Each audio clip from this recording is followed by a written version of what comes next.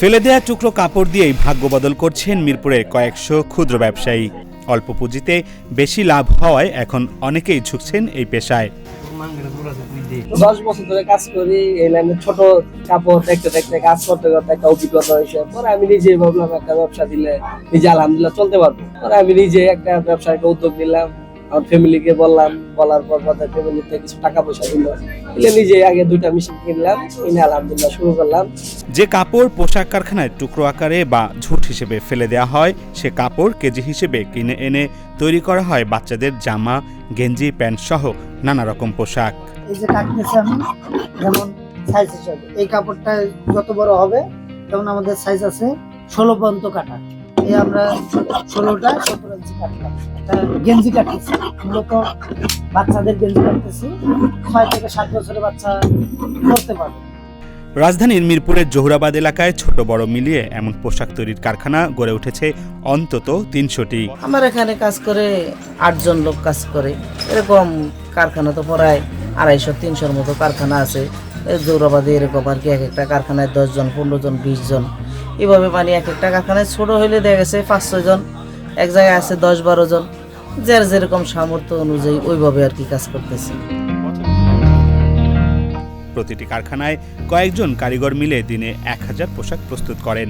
এক একটি পোশাক মাত্র 10 টাকা থেকে শুরু করে 40 টাকা মূল্যে বিক্রি করা হয়। আমি মূলত এখানে হেল্পারি কাজ শিখতেছি, বর্তমানে হেল্পারি করতেছি। হেল্পারি পাশাপাশি মেশিনও চালাই। এখানে আমাকে বেতনে রাখা হয়েছে, বেতন দিয়েছে মালিকে 10,000 টাকা।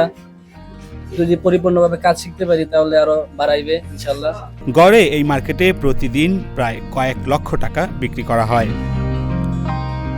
রাজধানীর বিভিন্ন এলাকার হকার ও সারা দেশ থেকে আসা পাইকারি ব্যবসায়ীরা পোশাক কিনে নিয়ে যান ফুটপাতে বিক্রির উদ্দেশ্যে।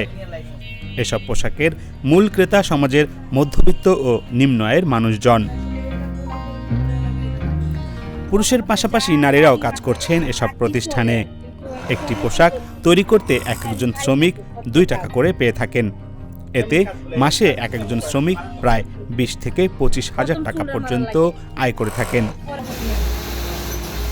দেখছো 50 পিস মাল সেলাই বা 100 পিস মাল সেলাই, বরং মেনু যা মনে করেন টুকটাক 1400-1500 বিল যাই করতে পারি, ওইটাও মানে বরং সারা সংসারে লাগে। তো মন দিয়ে কাম করতে পারি, মাসে আমি সপ্তাহে 3-4 হাজার টাকা বিল উঠাতে পারি। দেশের রাজনৈতিক পরিস্থিতি ও ঝুটের দাম বৃদ্ধি পাওয়ায় ব্যবসার পরিস্থিতি এখন কিছুটা খারাপ বলে জানায় ব্যবসায়ীরা। সরকারের সহযোগিতা ও সহজ শর্তে লোন পেলে এই খাত আরও প্রসারিত করা সম্ভব বলে জানায় ব্যবসায়ীরা। যদি রেটটা একটু বাড়ায় দিত, কাপড়ের যেভাবে রেট বাড়তেছে কিন্তু আমাদের মালের ওইভাবে রেট বাড়ে না, মালের রেট আরো কমে। কিন্তু সরকার যদি একটু আমাদেরকে সহযোগিতা করতো, যেমন আমরা যদি একটু লোন পেতাম, তাহলে মনে করেন যে আমরা আরো বড় অঙ্কের কাপড় কিনতে পারতাম।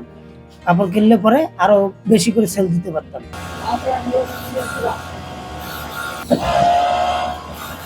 রাকিব হাসান, জাগো নিউজ, ঢাকা। Cheer up! চলো পুরাই খুশি নতুনের সাথে তুলে নিয়ে হাতে। Cheer up! Oh oh, cheer up!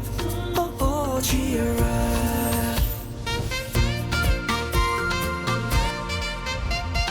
চুমুকে চুমুকে enjoy the life. চলো পুরাই খুশি তুলে নিয়ে হাতে।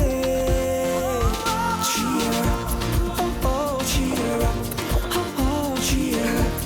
Oh oh, cheer up! চিল হবে রিফ্রেশিং মুডে। চিয়ার আপ, চলো উড়াই খুশি।